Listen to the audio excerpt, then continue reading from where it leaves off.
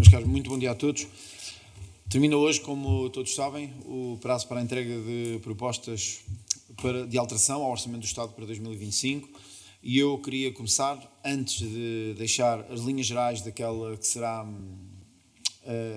a linha macro de trabalho do partido neste Orçamento do Estado, dar-vos alguns dados e fazermos algumas considerações. O Chega entregará cerca de 600 propostas de alteração ao Orçamento do Estado, um conjunto de propostas que nascem da necessidade de retomar algumas mudanças que deviam ter sido feitas noutros orçamentos do Estado, mas essencialmente para responder ao ciclo de incerteza económica e também ao ciclo de depreciação dos valores da economia portuguesa.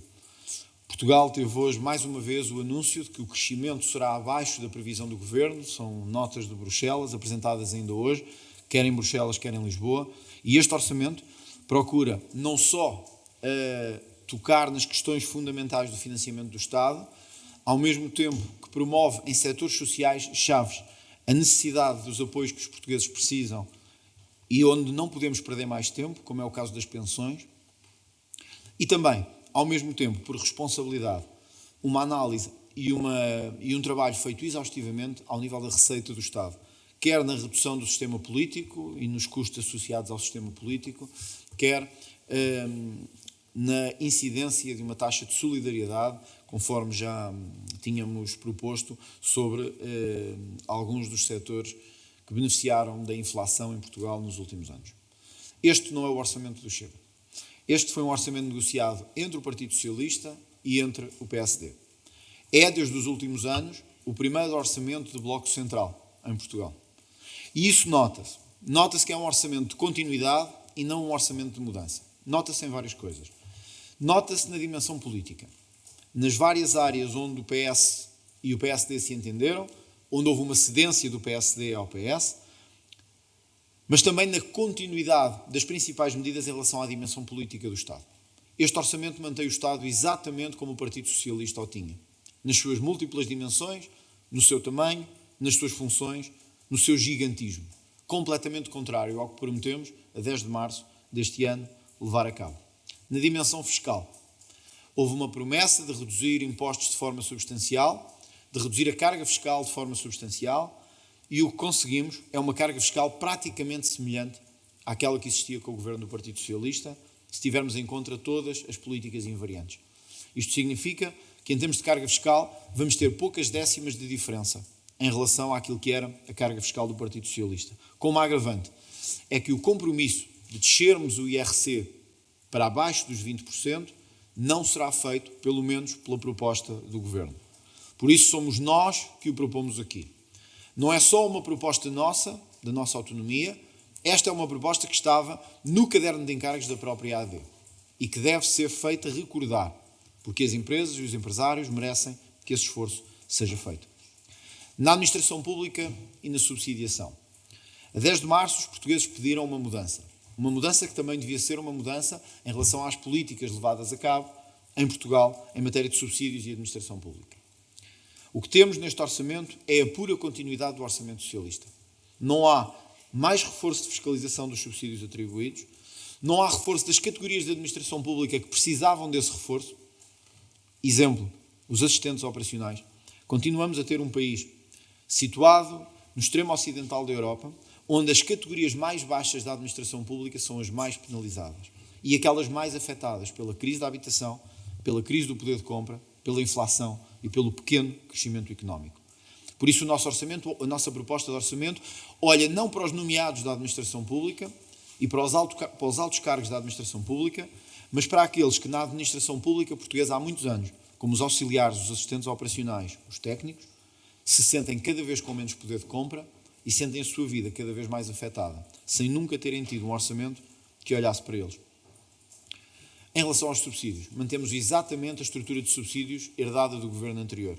Quer em termos do RSI, quer em termos de outros subsídios sociais, não aumentamos a fiscalização e mantemos ou aumentamos a prestação. É absolutamente ao contrário do que a direita prometeu e devia fazer, é absolutamente ao contrário do que a direita devia fazer e na Europa está a fazer. E finalmente, na liberdade de escolha. Este devia ser um orçamento de liberdade de escolha em relação à educação, em relação à saúde, em relação aos lares, em relação às escolhas variadas da dimensão social e económica da vida. O orçamento mantém, mais uma vez, toda a linha de estrutura do Partido Socialista dos últimos anos. Por isso, antes de qualquer consideração mais de natureza técnica, há uma consideração política a fazer. Este não é o orçamento de mudança em que os portugueses votaram no dia 10 de março, este é o orçamento de continuidade do Partido Socialista e, por isso, não poderá ter o nosso apoio. Ainda assim, o Chega olhou para o orçamento do Estado, monitorizou as áreas onde estas alterações deviam ser feitas e levou a cabo um trabalho exaustivo, o mais exaustivo de todos os grupos parlamentares, em relação a este documento. Como disse, apresentando cerca de 600 propostas de alteração ao documento. Não vamos, naturalmente, elencar aqui todas as propostas de orçamento do Estado, nem foi para isso que aqui vieram. Mas há alguns dados que merecem ser destacados. As pensões têm de aumentar em Portugal. Nós temos, como sempre dissemos, um problema estrutural relacionado com as pensões. É o problema que os nossos idosos ficam entregues à mercê de terem que escolher entre alimentação e medicina. É a situação objetiva de termos pensões baixas, mesmo comparativamente com a OCDE, num país onde, porém, a inflação não para de subir, as casas não param de aumentar e os custos de compra também não param de aumentar. Propomos, por isso, um aumento estrutural de pensões na casa dos 1,5%. Ou seja, a par do aumento que deriva da lei e da sua atualização, propomos um aumento permanente de 1,5% a nível da estrutura das pensões, para aplicar já no início do próximo ano. Este é um aumento que se pode fazer apenas com o vetor, com o excedente que existe na segurança social em termos de margem. Nesse sentido, a proposta é responsável, não procura violar a estabilidade orçamental, nem as linhas fundamentais da orientação que o próprio Governo tem direito a ter. Porém, se a 10 de março das eleições prometemos que um dos nossos maiores desígnios, quer o Chega, quer o PSD, seria o aumento de pensões, o Chega defende, como sabem, uma pensão mínima em Portugal, equiparada ao salário mínimo, de forma progressiva, não podíamos deixar de propor já neste orçamento um aumento que vá de encontro àquilo que defendemos. Era impensável o Chega, que defendeu este aumento de pensões, virar agora a cara às pessoas, devido à conjuntura parlamentar em que vivemos. Sublinho, o Chega proporá neste orçamento um aumento estrutural acrescido de 1,5% permanente ao valor das pensões em Portugal, sobretudo as pensões mais baixas. O suplemento de missão dos polícias e o subsídio de risco dos bombeiros. Mais uma promessa falhada. Esta era uma área onde não podíamos falhar, até no contexto de perturbação da ordem pública que temos tido nos últimos meses. O Chega não desiste e vai continuar a pedir a equiparação plena do suplemento de missão, justamente atribuído à Polícia Judiciária, a todas as forças policiais, bem como o suplemento de risco aos bombeiros. É importante que o Governo compreenda que é também olhando para estas carreiras, olhando para estes homens e mulheres, que se garante o maior índice de estabilidade na ordem pública que podemos ter em Portugal para conseguirmos ter um país seguro e atrativo, quer em termos de investimento, quer em termos de turismo. As carreiras. Como disse, este orçamento deveria ser o primeiro orçamento de direita dos últimos anos. E isso também impacta na administração pública. Como? Porque o PS sempre deu preferência à grande administração pública, à alta administração pública, especialmente àquela administração pública politicamente nomeada e enquadrada. Há um outro rosto da administração pública geralmente desconhecido dos portugueses. São os milhares, centenas de milhares de técnicos, de auxiliares, que todos os dias constroem a nossa administração pública. Era para esses que devíamos olhar. Porquê? Porque são os que ganham menos. Em salários próximos do salário mínimo nacional, muitas vezes, devido aos suplementos, ficam com poder real abaixo desse salário mínimo. Devido à tributação, ficam com poder real abaixo desse salário mínimo. Por isso, não só propomos a criação de uma carreira específica para algumas categorias, como é o caso dos dentistas, no Serviço Nacional de Saúde, como queremos dar o primeiro sinal de grande valor aos assistentes técnicos e aos auxiliares nos últimos anos. É verdadeiramente o orçamento dos auxiliares e dos assistentes técnicos na administração pública no âmbito das nossas propostas. É talvez o nosso maior foco na administração pública, precisamente porque entendemos que são esses que mais têm sido penalizados com o aumento do custo de vida em Portugal nos últimos anos. O país, no entanto, não podia ficar por aqui. E sabíamos que do âmbito da fiscalidade ao direito dos animais, passando pela questão ambiental, O Chega tinha que responder às exigências de mais de 1.200.000 eleitores que nas últimas eleições nele votaram. Por isso, a proposta que aqui apresentamos abrange as várias áreas do setor do Estado e fora do Estado. É sabido que nós pretendemos uma redução do sistema político em Portugal. É sabido que queremos acabar com o que se tem gasto todos os anos com as pensões vitalícias. É sabido que propomos uma redução no vencimento dos políticos e dos titulares de cargo político. Uma redução do número de deputados e no tamanho do Estado. É sabido que este é o primeiro caminho para começarmos a reduzir a despesa que o Estado todos os anos tem em políticos. Queria anunciar aqui, precisamente, o meu objetivo de, iniciado neste orçamento e nos próximos meses, levar a cabo e propor, até porque é ano de autárquicas, a maior proposta de reforma do poder local em Portugal. Conseguir acabar com centenas de cargos locais que temos hoje distribuídos por todo o país e que são um custo e representam um custo brutal para o Estado. Disse uma vez, nas últimas eleições autárquicas, que o Chega também aí não virava a cara à luta, mesmo quando já tem muitos autarcas, mesmo quando já tem muitos deputados. Nós queremos ambiciosamente, sublinho, ambiciosamente, reduzir para metade o número de autarcas que existem em Portugal. Esta é uma proposta absolutamente ambiciosa, mas que os portugueses compreendem que não se pode estar a gastar milhões, centenas de milhões de euros, honestamente com cargos que não lhes dizem nada, que não sabem quem são, nem que servem muitas vezes para nada. É uma proposta que se iniciará neste orçamento, também com a redução do poder local, mas que terá o seu ponto alto numa proposta de reforma global do poder local que apresentaremos na Assembleia da República. É o orçamento da transparência, este sim, nas propostas que fazemos. O Governo não menciona no orçamento uma vez a palavra corrupção. Uma vez. Desafio a encontrarem no orçamento a palavra corrupção. Não existe. Porquê? Porque o Governo não quer nem nunca quis verdadeiramente combater a corrupção. É um orçamento que não acrescenta nada em matéria de transparência, que não acrescenta nada em matéria de combate à corrupção, que não acrescenta nada naquilo que devia ser a dupla dimensão do combate, a prevenção e a sua dissuasão. Não acrescenta meios e, pelo contrário, em alguns casos, reduz. Não permite o aumento da fiscalização, continuando, como vamos continuar a assistir, às enormes burlas e fraudes no Estado, como ainda este ano vimos com a Operação Maestro, que ainda decorre nos tribunais. Não se promove, nem se quer promover a eficiência da gestão da administração pública ou na distribuição de fundos, que é onde graça grande parte da corrupção. Ao contrário do que diz a esquerda, a corrupção não é exclusivo de privatizações nem de nenhum fenómeno privado. A corrupção está enraizada até ao limite do Estado, desde os seus níveis mais baixos até aos seus níveis mais elevados. Combatê-lo tem que ser uma prioridade de todos e é a nossa prioridade. Por isso, estas são as 600 propostas que são as propostas da transparência. O Governo falha rotundamente e em toda a linha no combate à corrupção neste orçamento. Porquê? Porque não teve, não tem, nunca terá interesse verdadeiramente neste combate. Desafiamos por isso a AD. Cujo Primeiro-Ministro anunciou que este seria o orçamento do combate à corrupção. A aprovar o conjunto de propostas que aqui trazemos, poupando-lhes assim ao trabalho e em muitas áreas, e não apenas no lobby, termos um combate eficaz contra a corrupção neste orçamento do Estado. Senhoras e meus senhores, o orçamento do Estado que agora se encerrará e se iniciará para debate na especialidade é um orçamento do Estado fraco, que não corresponde às exigências dos portugueses. É um orçamento do Estado que parte de premissas de crescimento económico não averiguadas nem sustentadas, como ainda hoje os números de Bruxelas apontam.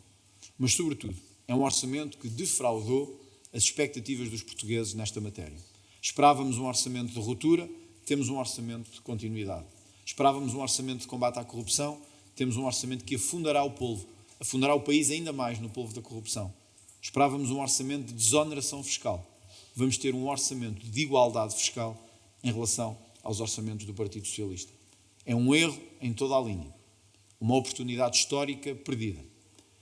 E sendo, com alguma probabilidade, o primeiro e o último orçamento aprovado da Aliança Democrática, é uma oportunidade histórica perdida que os portugueses não perdoarão quando forem novamente chamados a pronunciar-se. Estou disponível para as questões que queiram colocar sobre esta matéria. Um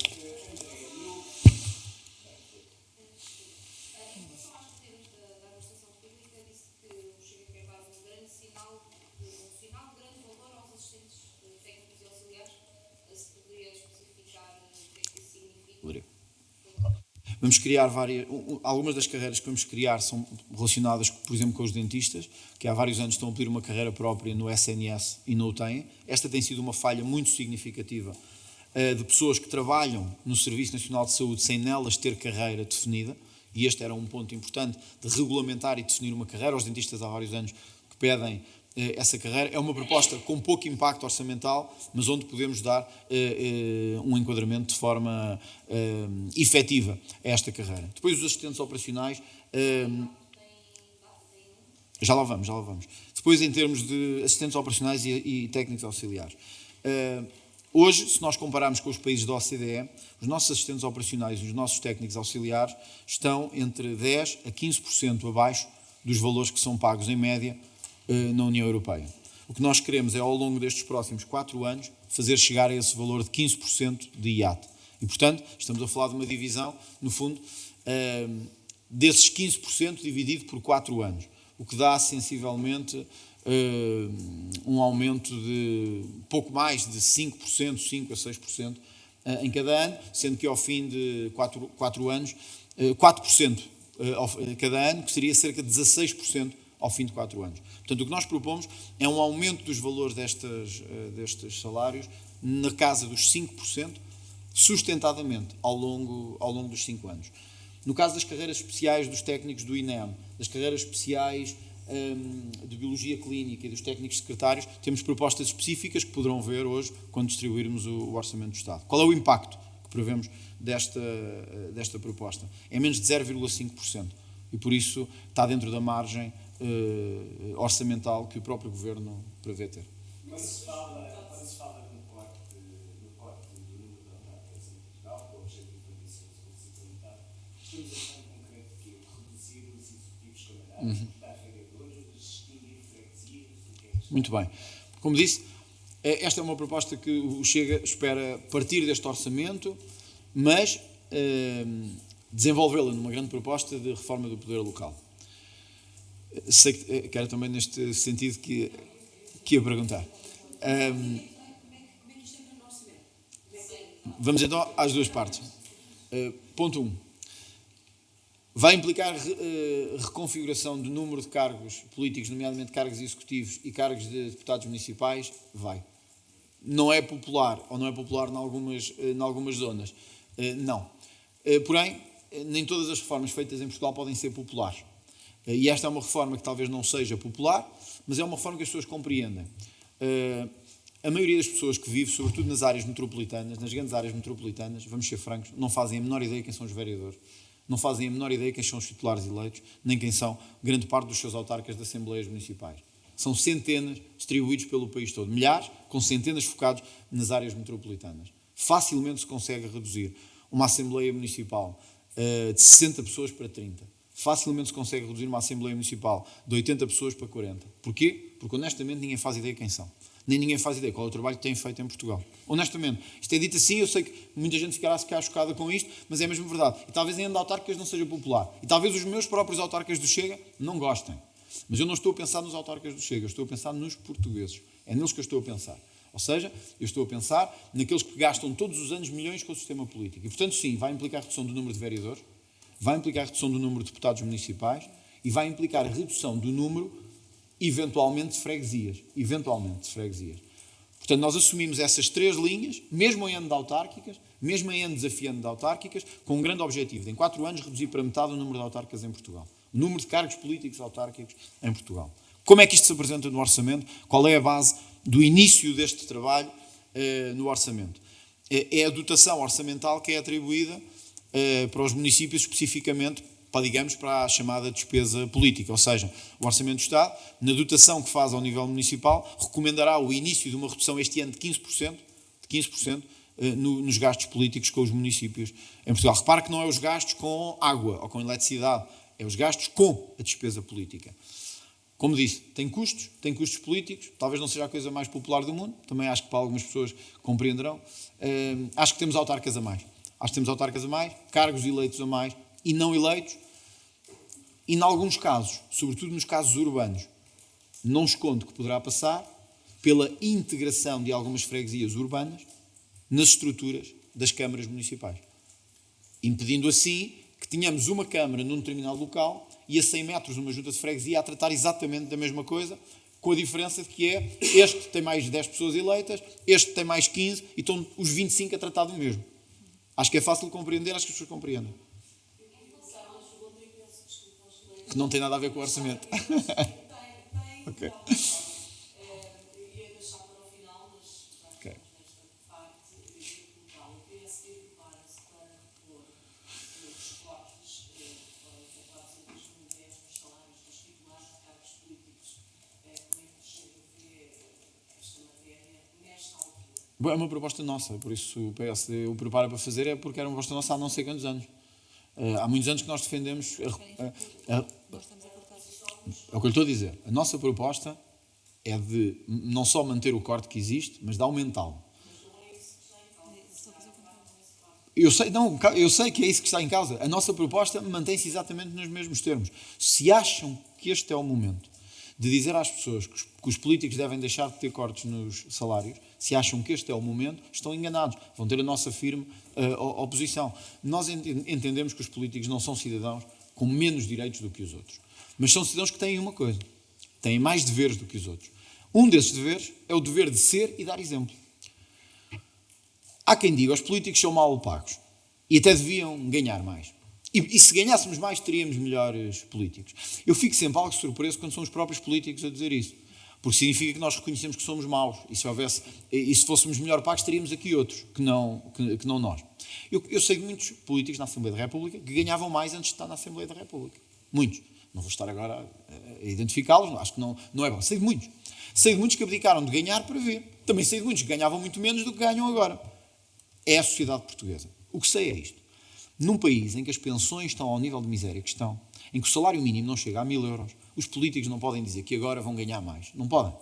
É errado. O político deve sentir o que as pessoas estão a sentir. Nós somos veementemente contra a reposição do corte que foi feito em 2010. Nós sabemos que ele está na lei, que nas outras carreiras, em muitas delas, isso já acabou, que na carreira, digamos assim, nos titulares de cargos políticos, esse corte se mantém. Há quem diga que é por medo dos políticos de o fazerem. Nós não é por medo, nós é mesmo por convicção.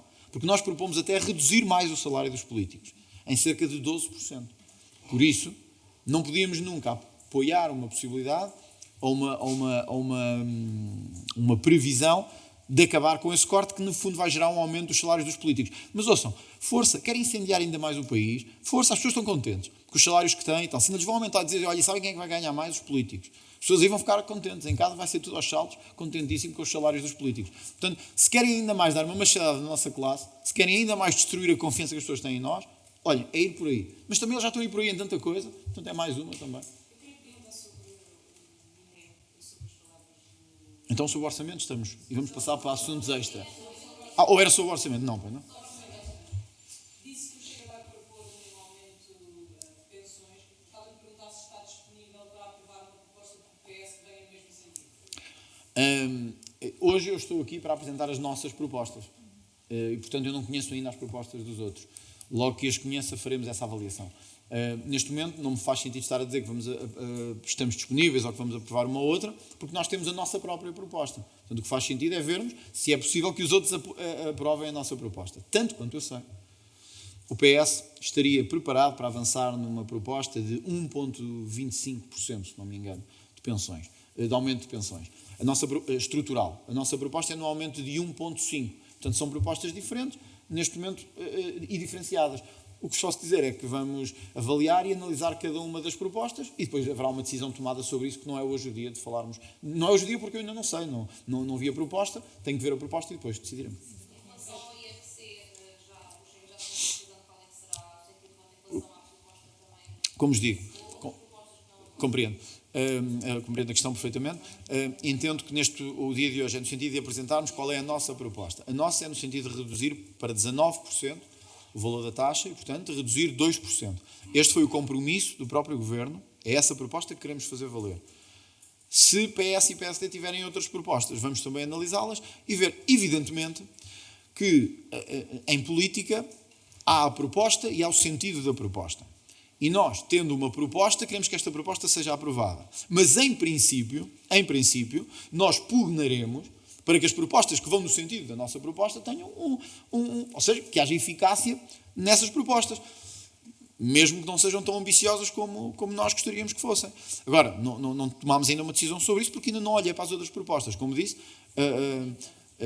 não entraram ainda com essas propostas. E, portanto, logo que o Partido Socialista as submeta, penso que o Partido Socialista esta tarde falará também com os seus jornalistas, e logo que essas propostas estejam submetidas, nós fazemos a avaliação, e eu próprio depois anunciarei o sentido de voto de algumas delas, como o IRC, o caso das pensões, e honestamente não sei de muito mais, porque ontem, ao fim do dia, o Partido Socialista não tinha nenhuma proposta ainda de Orçamento do Estado. Eu não sei o que é que o Partido Socialista anda a fazer aqui na Assembleia da República, mas é muito estranho não ter uma proposta de orçamento. Ou vai entrar tudo agora, e eu vou ter que, enfim, me retratar, ou então, de facto, não compreendo muito bem o que é que o Partido Socialista anda a fazer aqui, porque, quer dizer, é um partido com 78 deputados que tem 0 propostas de orçamento. Não compreendo a nova liderança de Pedro Nuno Santos nesta matéria, mas também não é para eu compreender, é para os socialistas compreenderem. E em relação ao articulado, as propostas que estão no articulado pelo Governo, permitem aprová-lo? Não é tão ambiciosa como a do Chega? É como disse, não é tão ambiciosa como a do Chega, nós gostávamos que a nossa fosse aprovada. Depois tomaremos uma decisão sobre as dos outros, quando analisado o contexto político, que a nossa não seja aprovada. Mas tiraremos outro dia para isso, se não se importarem. Há um grupo de jovens que diz fazer parte do Chega. Pergunto se o partido sente alguma responsabilidade por eles terem chegado à Assembleia e também se realmente fazem parte do partido. Desculpe, eu não compreendi a mesma pergunta. Não compreendi a mesma pergunta. Não leva a mal. Sim, a Assembleia Municipal. Um grupo de jovens chegou à Assembleia Municipal dizendo fazer parte. Mas isto não foi aqui, isto foi na Assembleia Municipal de Lisboa. Tanto quanto eu pude, enfim, não é bem aqui o momento, mas tanto quanto eu pude aperceber-me, houve um grupo de jovens que alugou um espaço na Câmara Municipal de Lisboa, penso que foi alugado, não foi cedido, mas também o que estou a dizer é, enfim, contactarei esta tarde os nossos autarcas para saber o que se passou. É a informação que tenho até ao momento. De que houve um auditório alugado e que a Câmara Municipal cedeu esse auditório. E que quem se apresentou disse pertencer à juventude do Chega. Quem se apresentou para alugar esse espaço. A Câmara Municipal de Lisboa veio ontem dizer que só o alugou porque era do Chega. Penso que a história é mais ou menos esta.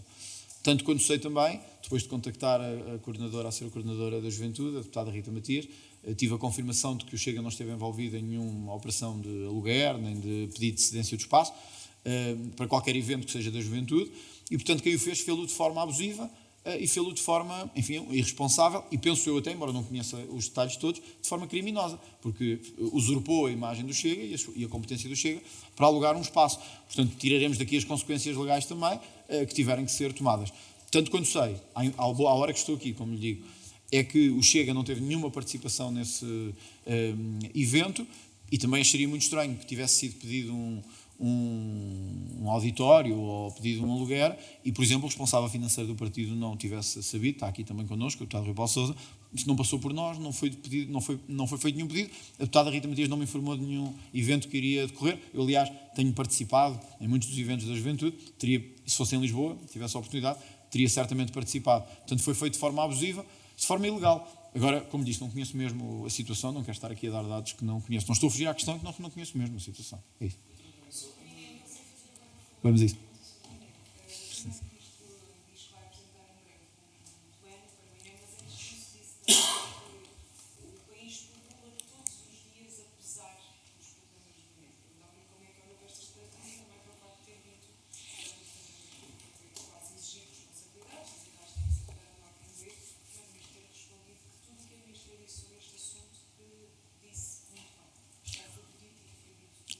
Eu acho que nós temos assistido a um governo cada vez mais incapaz de lidar com aquilo que é o dia-a-dia da política, na saúde, na segurança, na justiça, com trapalhadas sucessivas atrás de trapalhadas, mas que muitas vezes acontecem aos governos sem culpa.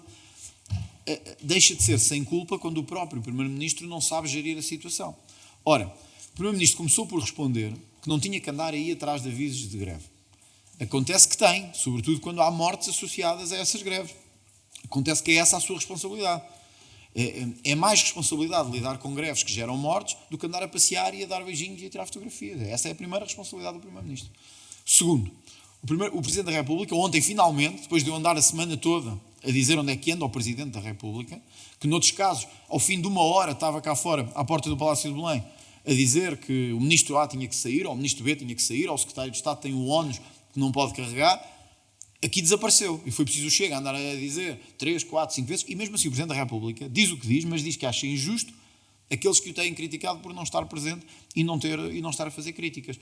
Ora, depois do que disse o Presidente da República, apesar de ter sido tardio, eu acho que o Primeiro-Ministro tinha que retirar daí aquilo que nós andamos a dizer há vários dias. É as consequências políticas de uma situação que é incompreensível.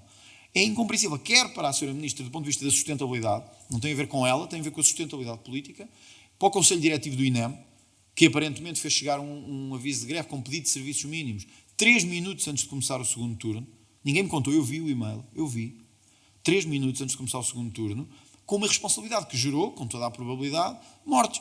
Se o Governo mesmo assim acha que pode passar por isto entre os pingos da chuva, esperar pela próxima polémica, como os que pululam, como diz o Primeiro-Ministro, é um mau precedente para a responsabilização política em Portugal, porque significa que podemos ter mortes de inocentes e a vida continua amanhã com uma polémica qualquer. Não. Nós não vamos deixar passar isto, é muito grave o que aconteceu. Acho que o Primeiro-Ministro tem que retirar daqui consequências políticas. Os partidos do Parlamento farão o seu papel, enquanto o Primeiro-Ministro não meter a mão na consciência e perceber que tem que fazer essas alterações. Em qualquer caso, reparem que eu ouvi hoje, não sei se as declarações eram de hoje ou de ontem à noite, o Sr. Primeiro-Ministro, dizer que agora é que o PSD ia acordar para o INEM e fazer uma grande proposta aqui no Orçamento do Estado sobre o INEM. E a proposta era esta. É que as receitas próprias do INEM, no mapa de receitas do INEM, ficasse garantido que nem 1 cêntimo era desviado para outros fins. Depois de morrerem 10 ou 11 pessoas, a grande proposta do PSD é uma questão de cativação e de orientação de verba. Quer dizer, é a polémica sobre se as receitas do INEM foram ou não investidas em dívida pública durante o tempo do Dr. Fernando Medina ou não. Quer dizer, não era isto que as pessoas estavam à espera. A greve não foi por causa das despesas que estavam no INEM terem sido reorientadas para a dívida pública. A greve foi por causa das horas extraordinárias destes técnicos, que já as superaram em muito. A greve foi por causa das condições da falta de meios e da falta de técnicos do INEM. Olha, o ano passado, estes dados serão mais ou menos nesta precisão. O ano passado, nós atingimos 1 milhão de ocorrências no INEM, se não me engano, em novembro. 1 milhão de ocorrências. Este ano, final de agosto, início de setembro, já tinha passado 1 milhão de ocorrências. Agora junto isto com menos gente e com menos meios. É isto que se precisa resolver. Não é que há questões contabilísticas de pegar aqui e tirar ali. Portanto, isto mostra como o Primeiro-Ministro vive num mundo completamente à parte. E por isso talvez a explicação dele dá um problema nos bairros, ele acha que não tem que lá ir. Há um problema no INEM, ele acha que não tem que lá ir. E critica os outros que lá vão. E ele acha-se que está ali numa redoma de vidro e que vai seguir o caminho que tem que fazer. É um erro. E é um erro que vai pagar politicamente um preço, quando esse preço chegar. Nós não só já as tínhamos apresentado, e aqui repomos muitas das propostas que já tínhamos, quer em termos de horas extraordinárias, quer em termos do reforço extraordinário de meios para o INEM.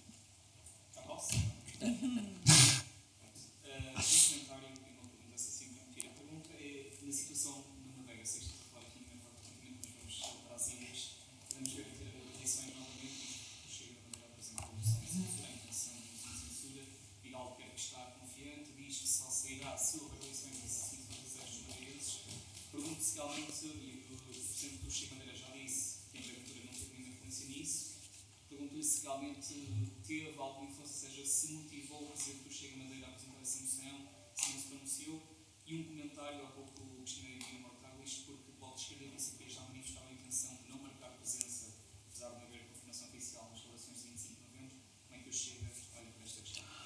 Vamos por partes. Vamos começar pela Madeira. É sabido que o Chega Madeira tem autonomia, como o Chega Açores, em relação ao Chega Nacional.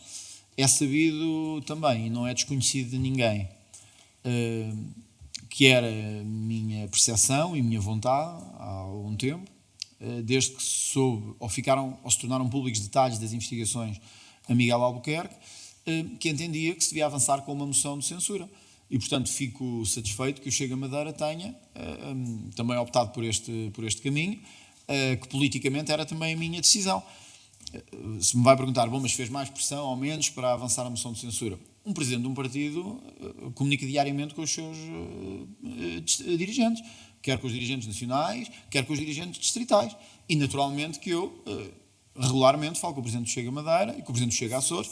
e disse-lhe, como já lhe tinha transmitido, que entendia que perante um caso de corrupção que não paravam de aumentar e que afetavam já o coração do próprio governo regional, sem que este governo regional se preocupasse aos seus membros em darem qualquer explicação pública dos factos, dizendo que só se explicarão em tribunal, então eu acho que para quem defende a transparência fica insustentável manter qualquer suporte mais direto ou menos direto a este governo.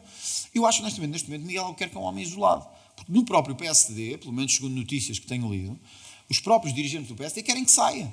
Então, neste momento, nós temos uma crise artificial gerada por um conjunto de protagonistas do PSD Madeira que estão tão agarrados ao poder que preferem mandar a ilha e a região novamente para uma crise política do que dizerem eu não tenho condições neste momento de continuar, saio e dou lugar a outro. Isto não quer dizer que vão ser culpados. Isso não sabemos, os tribunais é que vão ver.